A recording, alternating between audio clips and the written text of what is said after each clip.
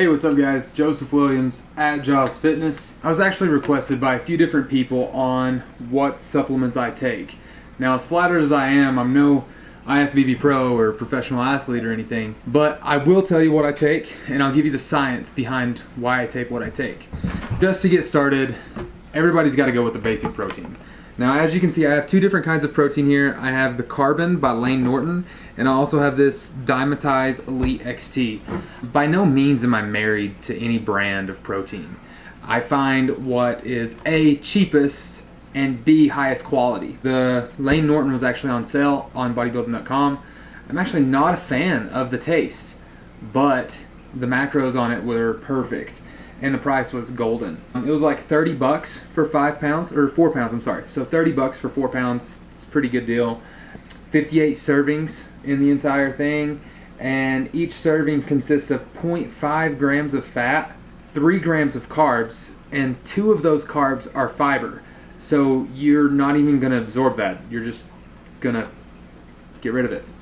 And it also had 24 grams of protein. So this was an amazing, clean protein.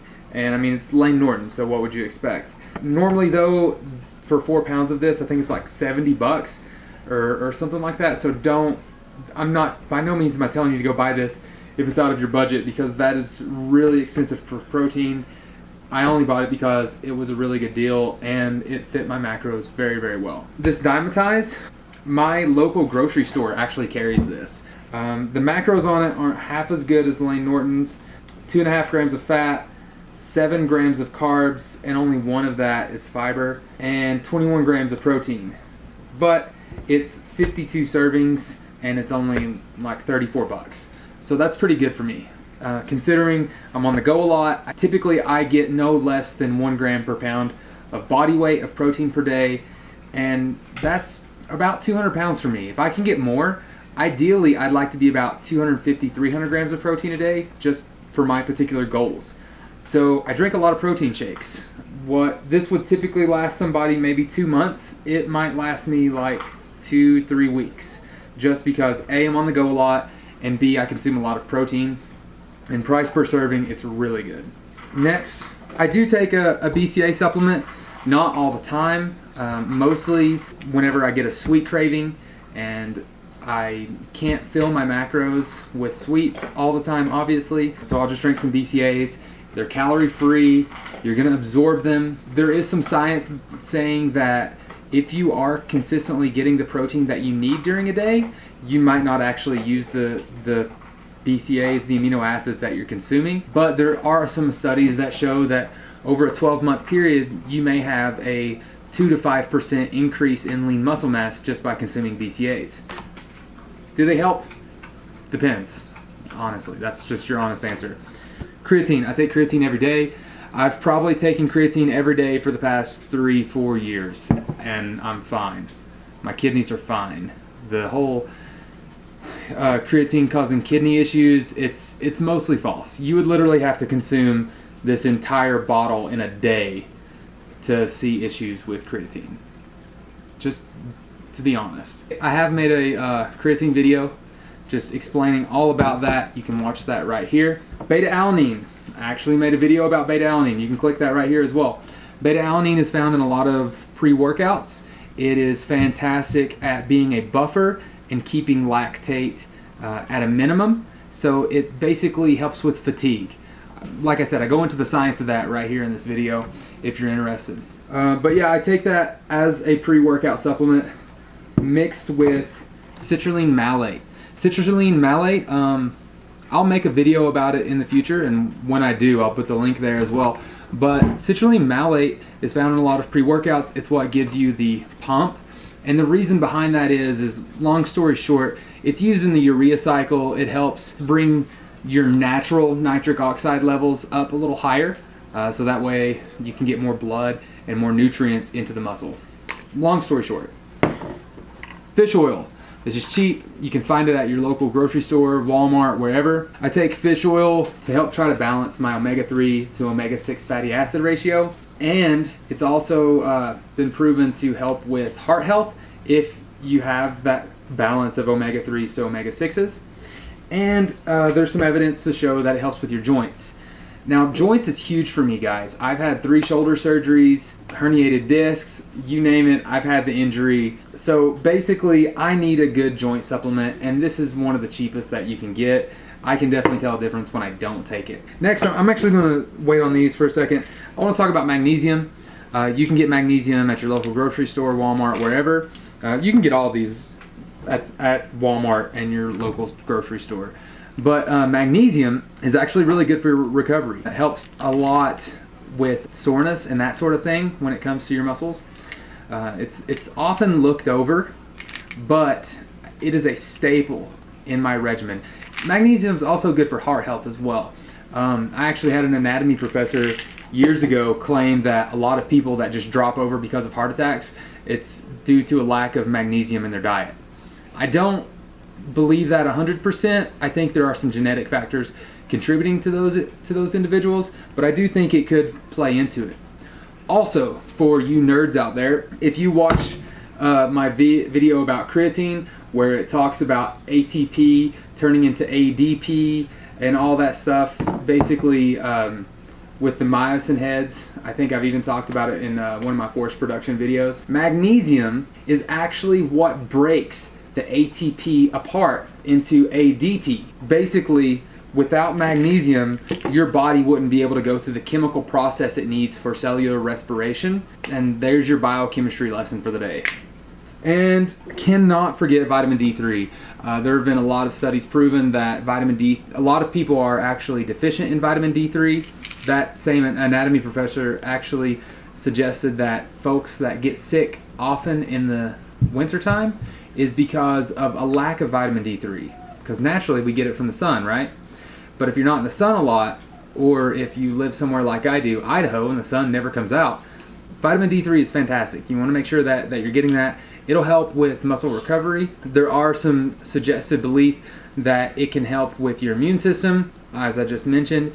And most importantly, there's some evidence showing that vitamin D3 can actually convert into cholesterol, and not a bad cholesterol, very good cholesterol that will help you make testosterone. So I take this every night before I go to bed in aspirations that it'll help boost my natural testosterone a little bit. Last but not least, this might be one of my favorites on the table. It's L-arginine, and this is actually a complex. I got this from Kroger or Smith's. It's the same store pretty much. So the complex not only has arginine, but it has glutamine in it as well. Fun fact about glutamine: your body will naturally turn every single amino acid that is consumed eventually into glutamine/glutamate. It's needed for everything in your body, honestly. So glutamate, it's fantastic amino acid. It'll help you recover. But the amino acid L-arginine, it's good for heart health, but it's also good for vascularity. I started seeing my veins more when I combined a good blend of my macronutrients and this. Macronutrients was huge. This is like the icing on the cake. If you can figure out your macros and you can plan your meals accordingly on what you need, then you're obviously going to get leaner, and the leaner you get, the more vascular you are. This will actually help make even more vascular. I can definitely tell a difference when I take it and when I don't take it. It's night and day, guys. The difference is huge.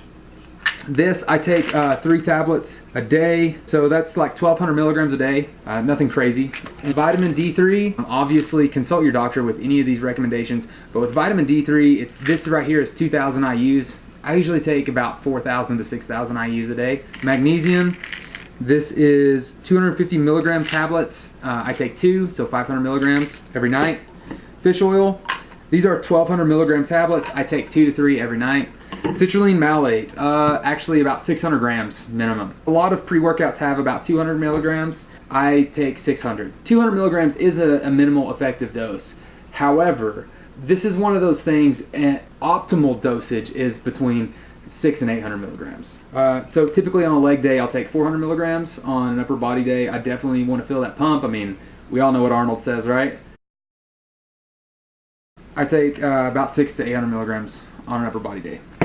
Beta-alanine, a minimal effective dose for beta-alanine is 2 grams. Most pre-workouts have 2 grams or less. which is why I buy this by itself. I take no less than 4 grams per day when I'm exercising. I don't do it when I'm not exercising, obviously. This will make you tingle, like your face might itch off. Maybe. Results may vary. Creatine, 5 grams a day. For creatine, you don't necessarily need to do a loading phase. You're fine. Don't worry about that. Like I said, protein, 1 gram per pound of body weight minimum. Or if you're a super nerd, you can do 1 gram per pound of lean body mass. So figure out your body weight. If you are 200 pounds and you are 20% body fat, that means you're 160 pounds of lean muscle mass. So you take 160 grams a day, basically like a minimum. And I say minimum because there's also bioavailability. So this might say 21 grams, but you might only absorb like 18 grams of that. And then the rest kind of gets used for other purposes. Like I said, all protein turns to amino acids. All amino acids eventually turn to glutamine/glutamate. So it might not all go to your muscles. It might go somewhere else as well. Amino acids, 1 scoop, I think that's 10 grams, sorry. So nothing crazy on that note. But I also consume a lot of caffeine. I don't recommend consuming a lot of caffeine just because it can be detrimental for your heart, but minimal or small doses of caffeine have actually been proven to help with athletic performance in certain sports. The minimal effective dose was like 200 milligrams. 200 milligrams is about right for most pre-workouts. One good source of, actually I'll show you guys. A couple things that I do for caffeine.